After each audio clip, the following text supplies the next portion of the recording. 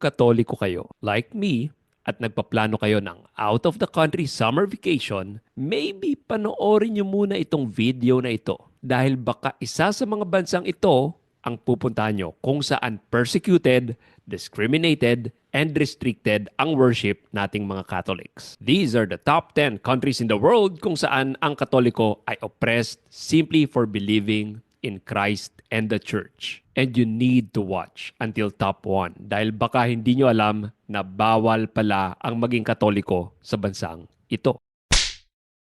Kamusta? I'm Jay Aruga, host of this channel where we talk about interesting stories and trivia about the Catholic faith. Minsan, tinetake natin for granted ang fact na dito sa Pinas ay maari tayong magsimba kahit saang simbahan na gusto natin. Pero hindi ito ang case sa ibang parte ng mundo. Sa totoo lang, hindi lang sa 10 bansang ito delikado maging Catholic. Mas marami pa dito ang bansang delikado maging Catholic. Dahil lang sa time constraint, kaya hindi natin nalista lahat. Kaya simulan na natin ang countdown ng worst places for a Catholic. Number 10, India. Ang India ay may rich Christian history, especially sa region gaya ng Kerala. However, in recent years ay may umusbong na movement na kung tawagin ay Hindu nationalism kung saan ang Catholic communities, lalo na sa rural areas, ay nakakaranas ng harassment and violence mula sa mga extremist groups na ito. Bukod dyan,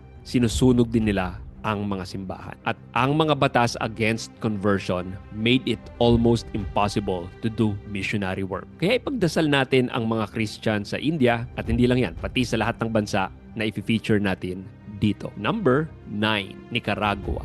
Under the regime of President Ortega, tinuring niyang enemy of the state ang simbahang Katoliko. May mga pari na pinakulong, ni-raid ang mga simbahan, at banned ang mga prosesyon. And again, minsan nineneglect natin ang mga prosesyon sa ating mga barangay. But we don't know what we got till it's gone. Ang Nicaraguan government ay takot sa impluensya ng simbahan.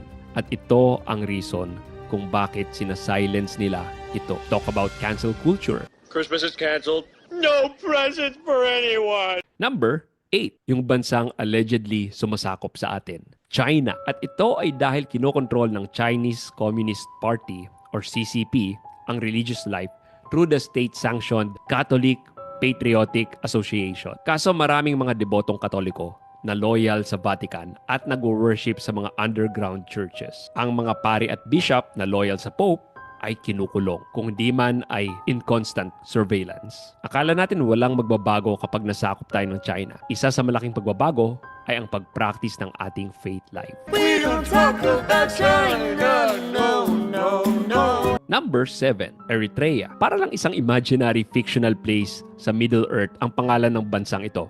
Ngunit wag ka, ang Eritrea ay minsan tinawag nilang North Korea of Africa. How we wish na South Korea of Africa ang designation niya.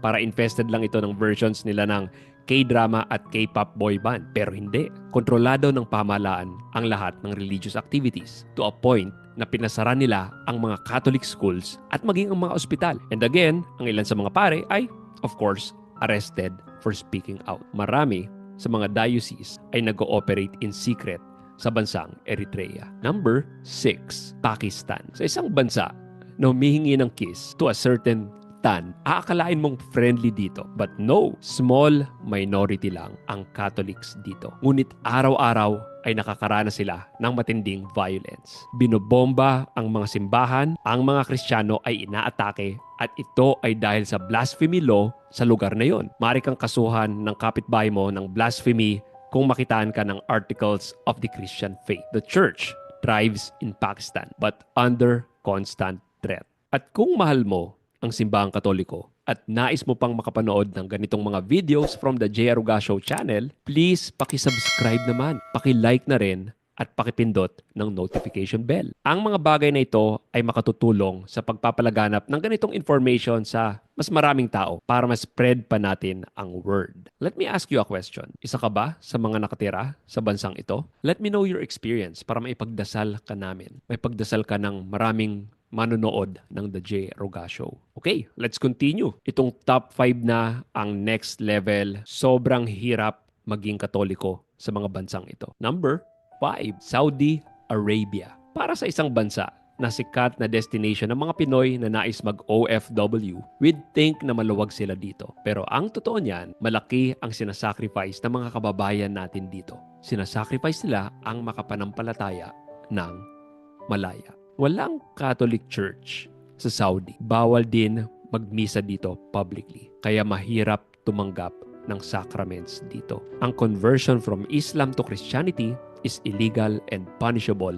by death. Kaya as always, underground ang Catholic communities dito at malaking buwis buhay ang pag-receive ng katawan at dugo ng Panginoon through the Eucharist. At least 2 persons ang kakilala ko na nagtrabaho sa Saudi na nag-convert sa Islam dahil sa hirap maging Kristiyano doon. Knowing this, I pray na ang susunod na pag-receive ninyo ng communion ay talagang pasasalamatan natin. Dahil ano ba ibig sabihin ng Eucharist kundi thanksgiving. Number 4, kung ang Eritrea ang North Korea ng Africa, ang North Korea naman ang North Korea ng Asia. Illegal maging Christian sa lugar na ito. At hindi lang yon, kung Katoliko ka, ikukulong ka nila, ito-torture at i-execute. Banned ang Bible sa bansang ito. Maaari kang ma-execute just by giving out Bibles. At wala tayong masyadong alam sa bansang pinamumunuan ni Kim Jong-un. Pero kung sa gupit ng buhok ay pinapakialaman ng diktador na ito ang buhay ng mga citizens, what more sa kanilang buhay pananampalataya.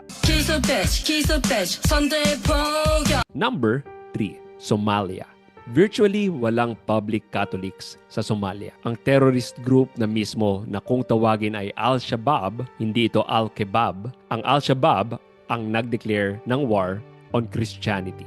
Ang mag-own ka ng Bible can get you executed. Ganon sila kagalit sa salita ng Diyos. And just like in any other countries, sa listahan na ito, patago ang pag-worship ng mga Catholics dito. Kaya tanggalin nyo na sa travel plans nyo ang Somalia. At number 2, noong 2021, nasa news ito dahil sa disastrous withdrawal ng US sa bansang ito, Afghanistan. At dahil Talibans na ang nagro-rule dito, mas naging worse ang plight ng mga Catholics dito. Christians are always in extreme danger in Afghanistan. Ayon sa report na ito ng US Commission on International Religious Freedom or USCIRF. Walang simbahan dito. And again, kung madiskubre nilang pinapractice mo ang Christianity, bitay ang katapat mo. Bakit hindi? In-announce na ng Taliban na walang any Christians talaga na nakatira sa Afghanistan. I'm sure they hate to be proven wrong. Lastly, at number 1, isang African country, Nigeria.